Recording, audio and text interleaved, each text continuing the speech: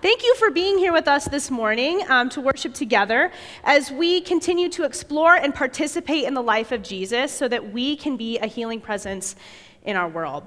You know, our hope for each and every one of you is that you would find community that you can connect to, a community that's going to encourage and challenge you in your faith. And as the adult ministries pastor on staff, I get the opportunity to help cultivate these spaces where we can connect and find meaningful community, connect to the life of this community here at DCC. We have some really cool things coming up that I want to share about with you. First, there's just social ways to get connected, different social groups that we have here at DCC through Facebook. Groups that are just kind of finding times to go skiing together on the weekends or go out to lunch together. We also have ongoing community groups that you can connect to who are reading a book together or going through our weekly analog to study our teachings from Sundays a little bit further. These groups are also, we also have a community group that just goes out to lunch every Sunday after the gathering to connect. And then finally, we have ways that you can connect kind of one-time events, like our virtual trivia night that we have coming up on Friday, February 4th, where your team can just get together and participate in this trivia night with our community as well. So lots of ways to get connected. If you have questions about any of these opportunities, you want more information, I'd encourage you to go back to the participate area following the gathering this morning. One of our pastors, Brian Sawyer, will be back there. I know he'd love to answer some of your questions for you. You can also explore our website, or you can fill out one of the participate cards that is in the seat pockets in front of you. That card will come to me, and I will get in touch with you and give you some more details. So please reach out. We'd love to support you as you connect to the life of our community and get connected to some of these opportunities in the future. Finally, I want to invite you to give financially this morning. You know, your generosity as a community is always so incredible, and we want to thank you for all the ways that you continue to make it possible for our church to connect with and engage and explore the needs of our city and beyond. And so we're grateful for all the ways that you give. If you want to give this morning, you can give through a cash or check from the with the envelopes in the seat pockets in front of you, or you can give through our app. Finally, before we stand and continue to worship, I do want to acknowledge everyone on the platform this morning. You guys, every single person up here is a volunteer. Yes, please. They're volunteering their time, they're giving their gifts and their talents to help lead us and create this sacred space for us this morning. I want to thank David, too, who's new to our community and leading our worship team this morning. Thank you so much, you guys, for all that you give, not just here on a Sunday morning, but throughout the week, ways that you make it possible for us to enter into this sacred space. So let's go ahead and stand now, and we'll continue to worship together.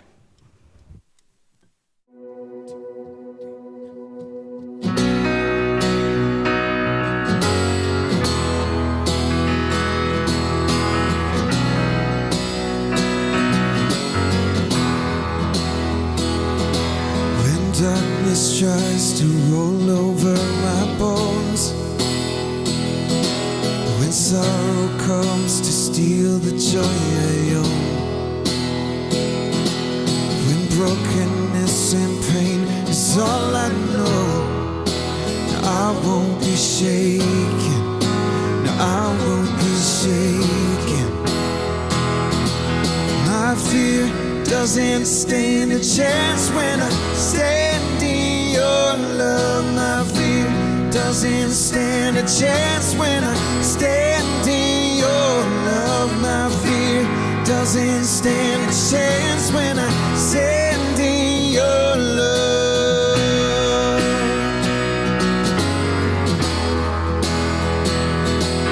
Shame no longer has place to hide. I'm not a captive to the lies.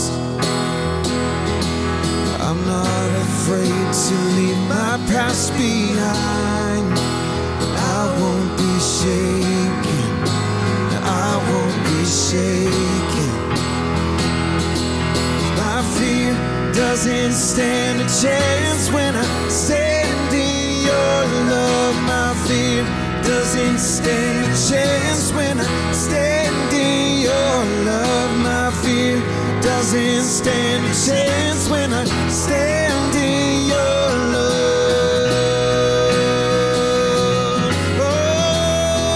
Oh, there's power that can break off every chain.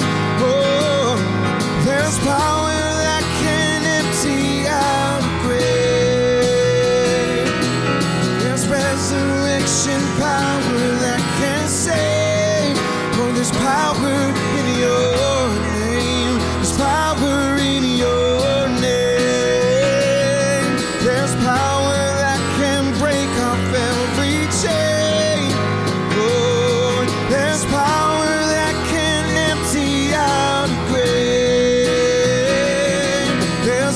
resurrection power that can save. Oh, there's power in your name. There's power in your name. My fear doesn't stand a chance when I stand in your love. My fear doesn't stand a chance when I stand in your love. My fear doesn't stand a chance when I stand in your love.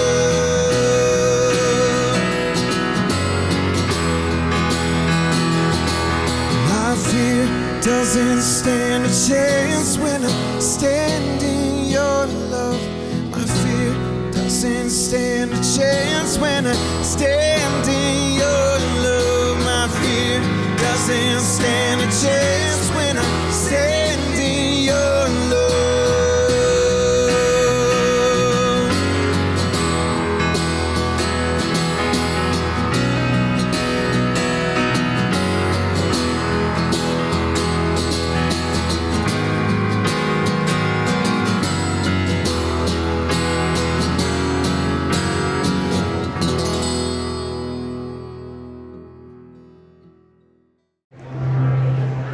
Good to see all of you.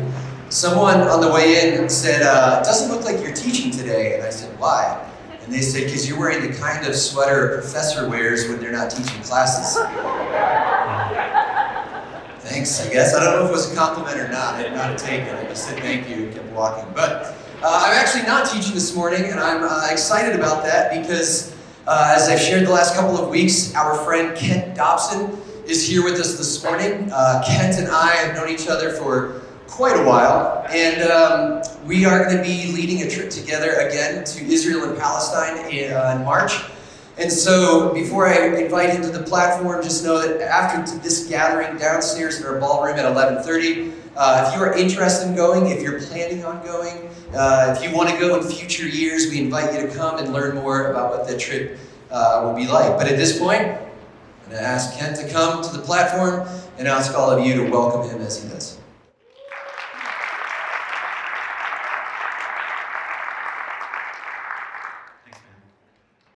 Yeah, Michael and I have known each other for a while, like junior high, 6th grade.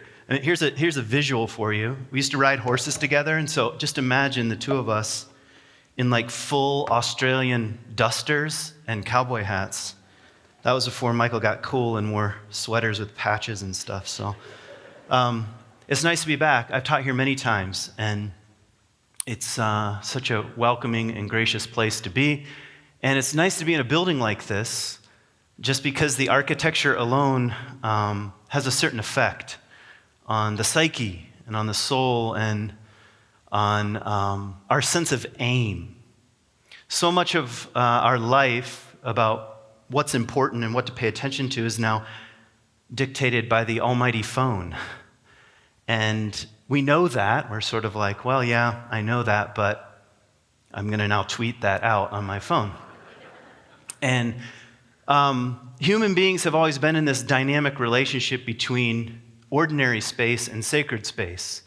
And it was sort of a question of, well, how do we find the sacred? And I don't mean anything super fancy by the sacred right this second.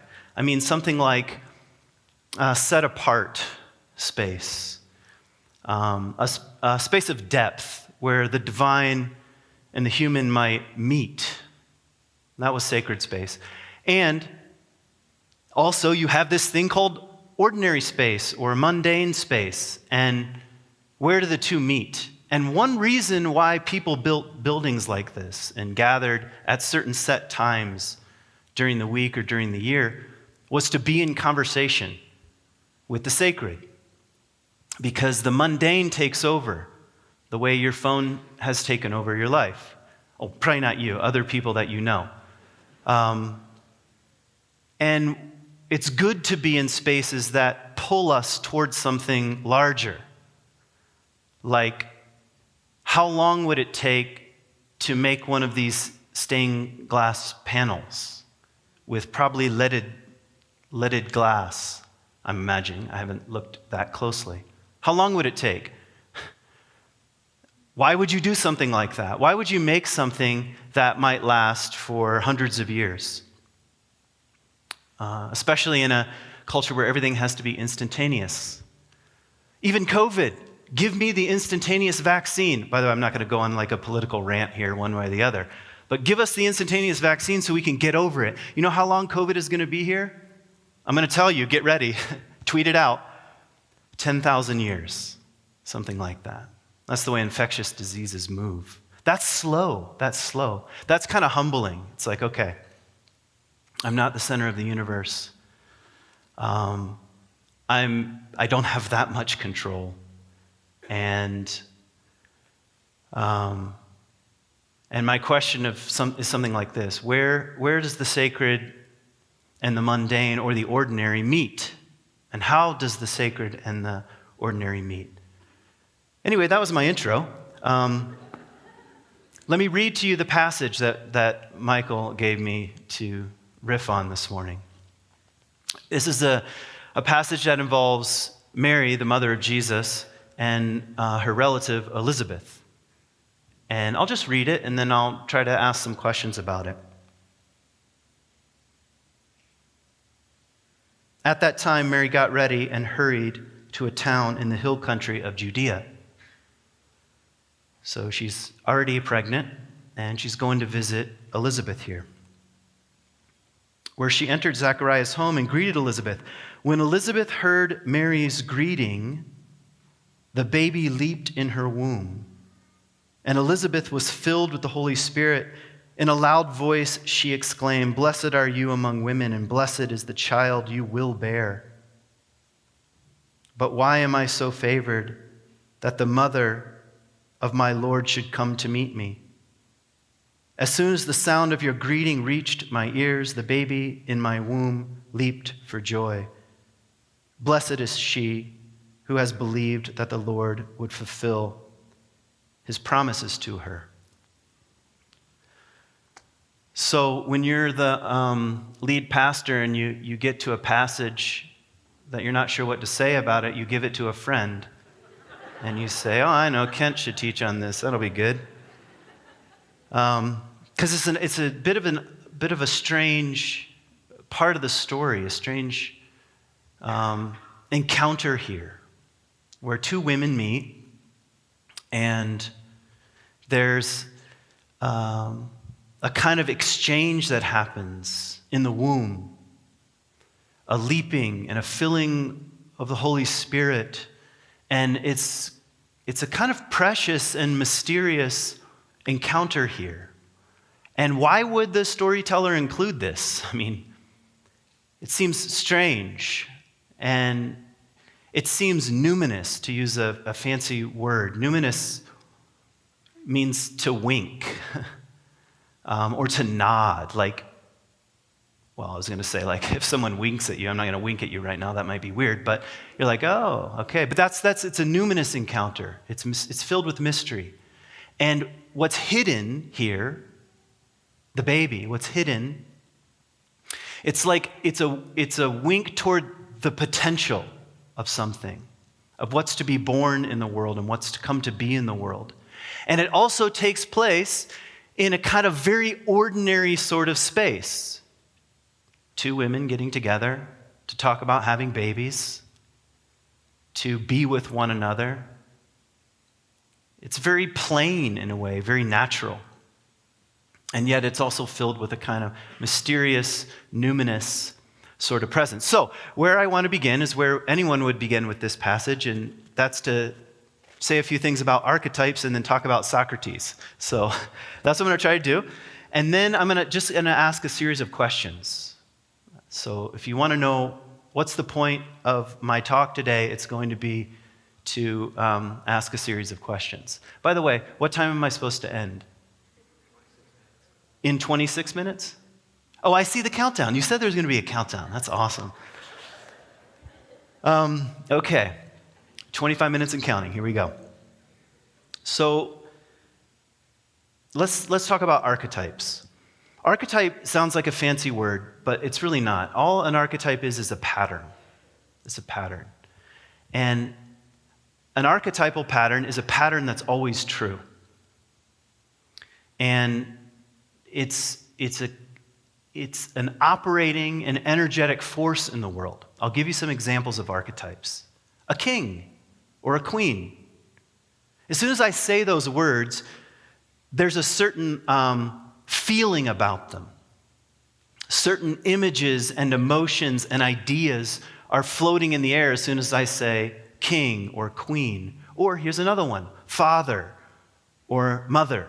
When you become a mother or a father, you're not the first person to have done this. I don't know if you know this or not. You're joining an archetypal pattern that's true.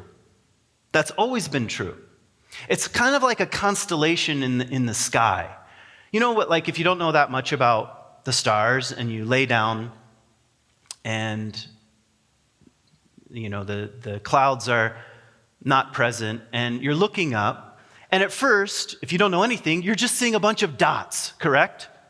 Well, I know you are told they're stars, but what are you just seeing? Little white things. Someone at some point has to say, do you see those 3 stars that are kind of in a row? Well, that's the belt of Orion. You're like, oh yes, the belt of Orion.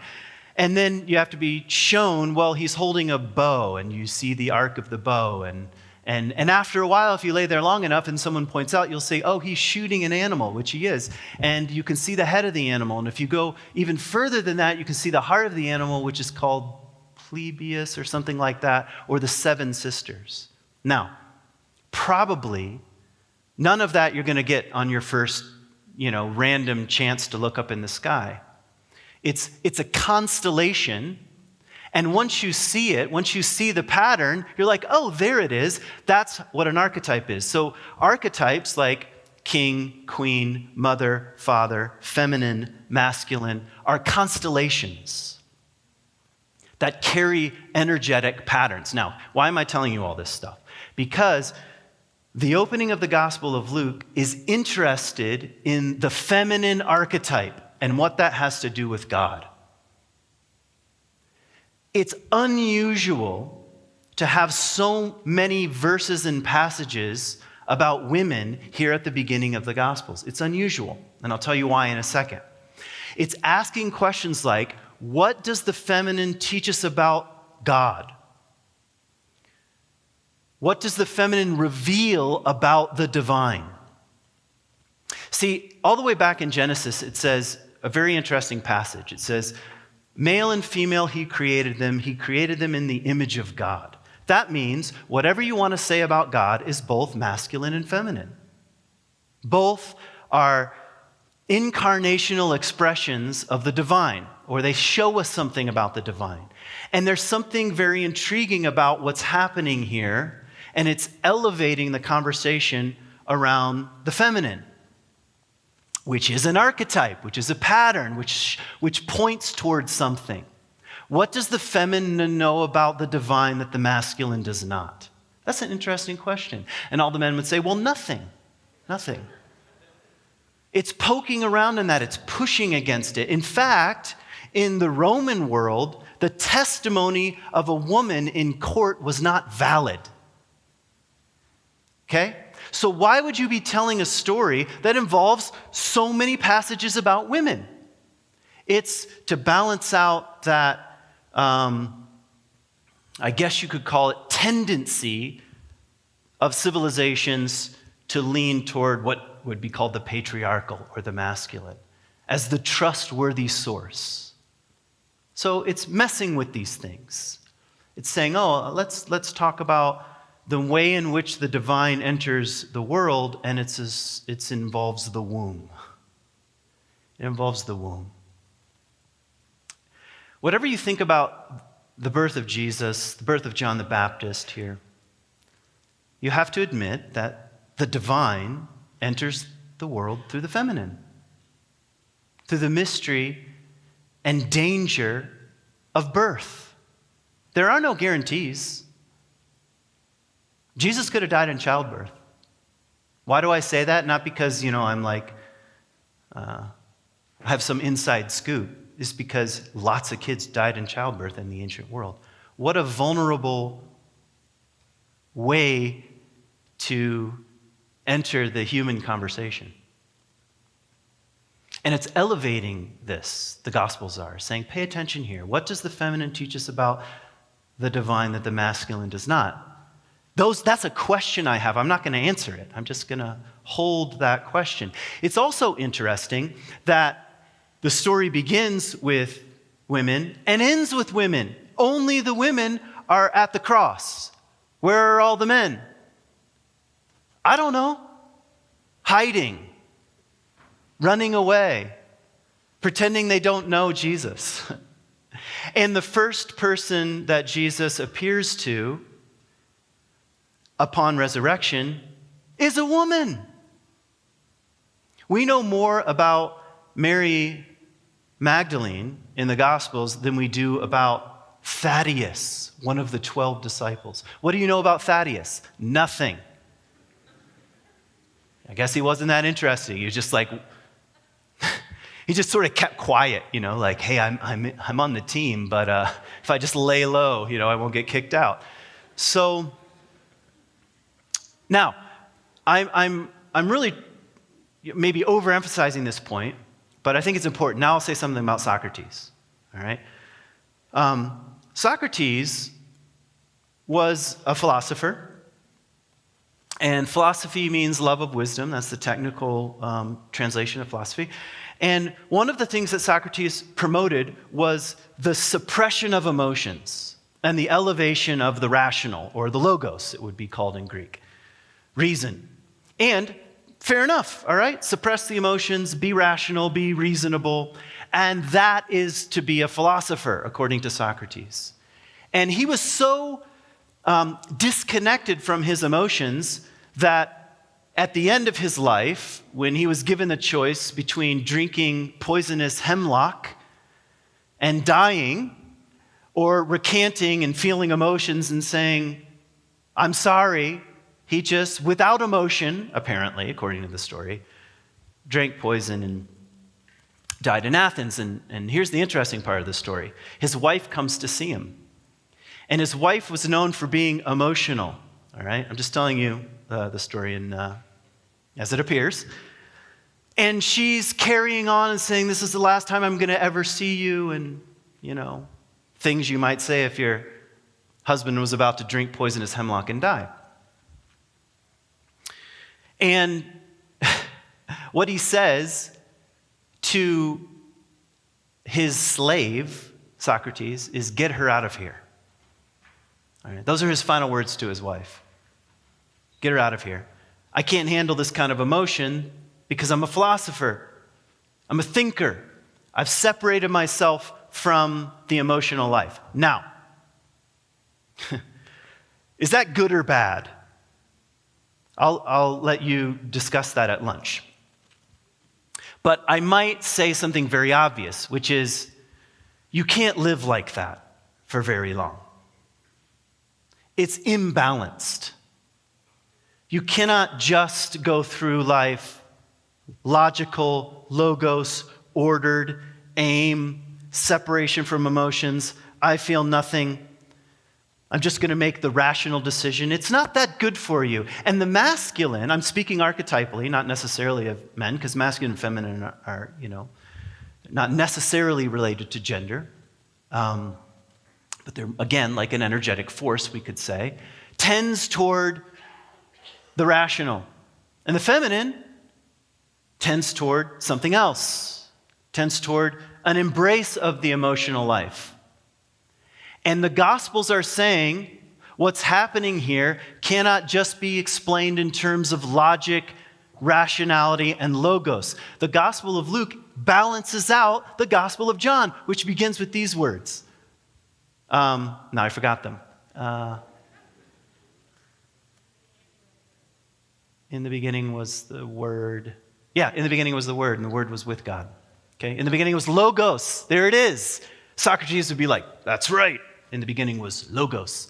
And here in the Gospel of Luke, written by a man, interestingly enough, there's a flood of emotion, of spirit, of mystery, of the numinous, of babies leaping in wombs,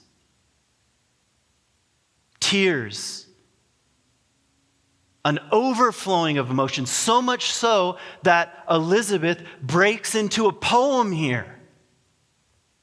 The Spirit is involved, and she utters a blessing. And you'll see next week, what does Mary do in response? She sings a song. Well, why not just tell us what all this means and keep to the logos, you know? We want to know what to believe here. We want to know what to think. We don't need poems, you know? Poems are something that, you read to a child. Little rhymes. So I'm saying all this facetiously, in case you're wondering. So, there's an influx here of the muse, we might say. I'm going to say some more things about that in a moment. Okay. That was the second intro to the intro. 14 minutes. Now I have a series of questions. Oh, better not cover up the music. I have a series of questions. Here are things that sort of rise up in me that I'll offer.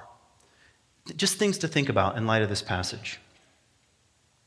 So here's the first one. Oftentimes we read the birth narratives, because that's what we're studying here. These are the early birth narratives of Jesus. And we read them as if they're, one approach would be as if they're just filled with theological points.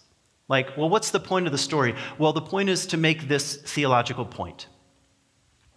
And I'm not against theology. I suppose there's room for that. Another way we read it is kind of with some sentimentality. Like, remember that time when Jesus was born? And he was there with the pine tree and the presents. And it's kind of nostalgic. We read the story like sort of just to feel sort of warm. It's like, I'm going to date myself, but it's like that old Saturday Night Live skit with Chris Farley when he's like the talk show host and he brings people on and he says like, hey, remember that time? And he brings Paul McCartney on. He's like, hey, remember that time when you were in the Beatles? That was awesome, That's often how we read the birth narratives. Oh, remember that time when Jesus was in the manger, Yeah, oh, that was so awesome, And what we should do? We should like make little wooden, things and put them up on the fireplace and light a fire. Because there was definitely a fire there at the first Christmas, and that was really awesome. And I'm not against these things. I actually like Christmas, but we read them with a certain amount of sentimentality. We might read them for theological points.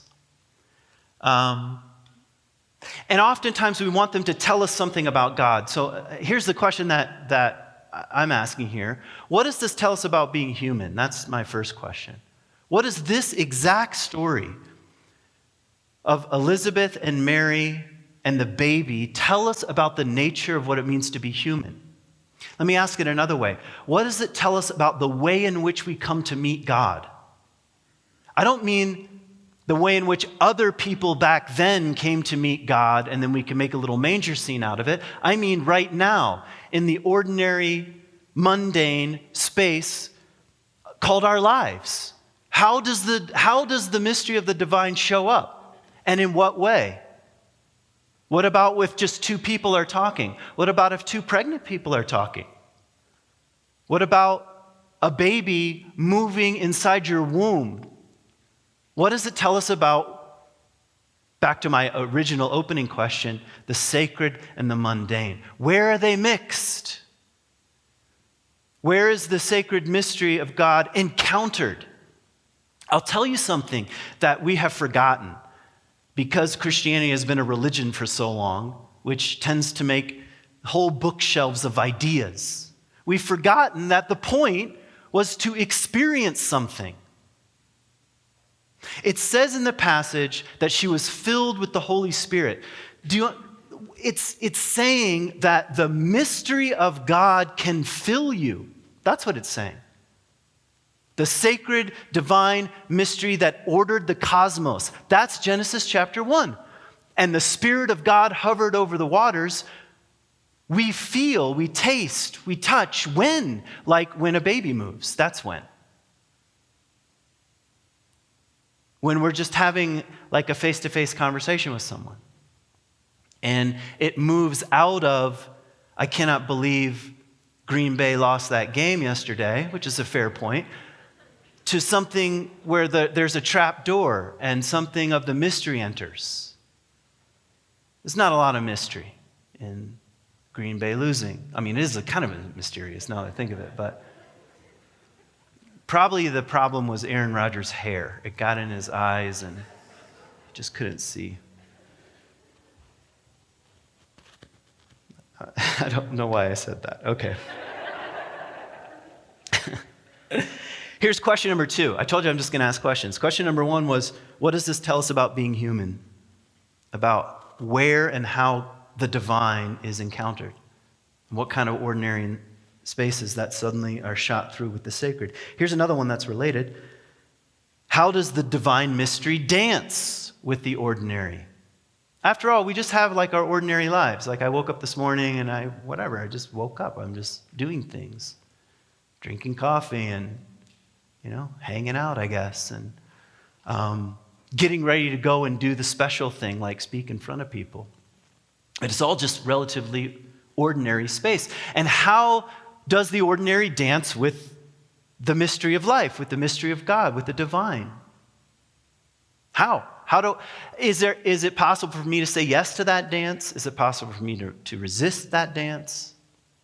What kinds of things make that dance more lively, more visceral, more real?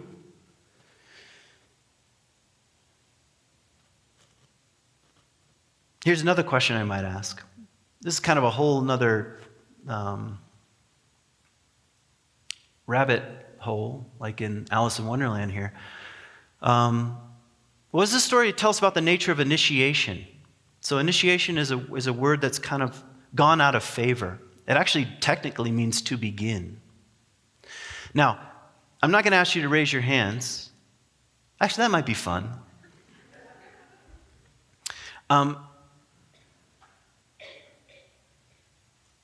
How many of you have had experiences in life that seem to have ushered you from one stage of life to the next and you can't go back?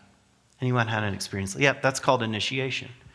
And cultures created rituals and songs and poems and stories and myths and legends to help people transition, because it's not that easy. I'm going to let you into a little secret, especially in America. Young people have a hard time growing up. We have a hard time reaching adulthood. And I'm not actually picking on young people, I'm picking on adults. We have a hard time being initiated in the sense of being ushered into the next stage of life, which always involves suffering, always, and always involves opportunity. Those two things are mixed together, and you can't go back. We want to resist it. We want to play video games forever, like metaphorically, or sometimes literally, I guess. And this is a story of initiation. Mary and Elizabeth cannot go back. Mary cannot go back. She can't go back to childhood. It's done. And there's a fair amount of suffering and hardship and heartache in the story. What is she even doing in Judea? Why is she wandering away? Maybe she got kicked out of her own house. That happens. I don't know if you know this, but if you get pregnant as a teenager, sometimes parents aren't like, how wonderful. We're so glad this happened so early, The opposite tends to be the case, and it's possible. We have no idea because we don't know enough about the story, but that's possible. That's exactly what's happening to Mary. So talk about an initiation. Talk about an initiation into adulthood. Yeah, and the story is one of being ushered by no choice of her own. I mean, there is a kind of consent. That's in the previous passage where she says yes to the divine, but it comes with a lot of pain and suffering and loss and confusion and not knowing where to go and not knowing what to do. Back then, they didn't have that book, What to Expect When Expecting, or whatever that book is. Isn't that it? I think there's also What to Expect When Expecting To, which I thought was kind of funny. I apparently missed a bunch of things. Okay. Here's another question I have. What does this tell us about the need, I'm going to use an Irish phrase, about the need for an enam cara, it's called. This is a soul friend. You know the difference? Of course you do. Of course you know the difference between a friend and a soul friend. You know, your soul friends are the ones that you have on Facebook. I'm telling you something. COVID is a massive invitation. It's a massive invitation by Mother Nature. And all I want to say about it right this second, because it's an invitation to a bunch of things, but here's one thing. What's really important? Who is really important? And acquiring numbers on a screen or little thumbs up is not important. And we know that, but we don't know that. And I don't know, COVID's like, all right. Not that COVID is like an autonomous personality, but it's like, all right, let's see what's important here. So what's my point right this second? Do you have an enam cara, a soul friend? That's what's happening in this passage here. This is a soul friend encounter. And you can feel it in your guts. Actually, if I translate this from the Greek, I know it says really pretty, and the baby leaped in her womb, but it's really something like the baby wrestled, which is another translation, in her guts. Now, have you ever felt something in your gut? Like been stirred in your gut, in your core? Like really stirred? Yeah. Have you ever been really stirred in a conversation with a friend? The story is saying that's where God shows up. Because the very next line is, and she was filled with the Holy Spirit. When someone looks at you, really looks at you with presence, and you look back with presence, and you see something, you see the other, and the other sees you, that's a soul kind of encounter. And that's where God is. That's what the story is saying. That's where the Spirit is. I know the Spirit sounds very technical, like Father, Son, and Holy Spirit, and we have this like way of arranging things, like, oh, I understand God, it's a Trinity. Okay, all right. Try to explain it, and then you can't. And then you say, never mind. The Spirit, I'll give you the technical translation of the Spirit, just so you know we're on the same page here. It just means the wind. That's all it is, the wind of God. What a weird thing. It's also feminine, by the way, in Hebrew. The feminine wind of God is present. And it shows up. And what happens when the animating Spirit of God, the creative Spirit of God, the feminine Spirit of God that brings order out of chaos in Genesis chapter 1 begins to move in your gut? Well, you begin to sound like a poet all of a sudden. It's like you're falling in love and suddenly you're writing poems, or something like that. You're speaking things that are true. That's what happens in a soul encounter, in a enam cara relationship. So do you have any? That's my question. Do you have any? Do you care enough to sit with someone and really look them in the eyes and allow yourself to see and be seen? What might happen? What might be born in the wake of that? What poem, what piece of art, and I don't mean that technically necessarily, but what kind of inspiration or muse might arise? Let's see if I got more questions. All right, maybe I'll just make a few comments here. 1 minute.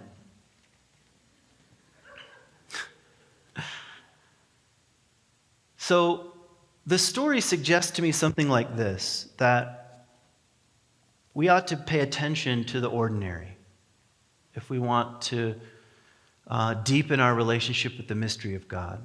And I mean really ordinary things like talking to someone who's pregnant, or talking to someone who lost a baby recently, or talking to someone who can't get pregnant, or talking to a friend, at work about something real, or calling someone on the phone.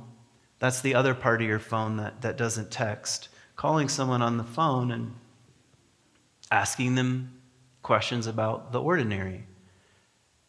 I think this story is saying that God is much closer to the ordinary than we think. And much closer to the thing that we call just life than we think. And we don't need, not that I'm against them, library books full of ideas. We just need the ordinary. And sometimes in the ordinary space, that's where the sacred shows up. That's where our own guts churn. And something like the wind of the mystery moves again in this thing that we call life. So my final question is something like this. What is the nature of your own experience? I mean, really, what is the nature of your own experience? And if you say, what is the nature of my own experience and the divine? Even if you're at a loss and you're like, I don't know, that's a good place to start. You don't have to pretend. It's not like God is like, just please pretend, fake it till you make it. No, just, what is the nature of what is my experience of my own life? And I think a related question is something like, how might God be making God's self known in the ordinary thing I call my life? So I want to end by just reading the passage again, and as the musicians come up. I just want you to try to listen with your imagination. In fact, try to listen with your gut. All right? Try to listen with your gut. Here's the passage. At that time, Mary got ready and hurried to a town in the hill country of Judea, where she entered Zachariah's home and greeted Elizabeth. When Elizabeth heard Mary's greeting, the baby leaped in her womb. And Elizabeth was filled with the Holy Spirit. In a loud voice she exclaimed, "Blessed are you among women, and blessed is the child you will bear. Why am I so favored, that the mother of my Lord should come to me? As soon as the sound of your greeting reached my ears, the baby in my womb leaped for joy. Blessed is she who has believed that the Lord would fulfill his promises to her." Thanks for listening.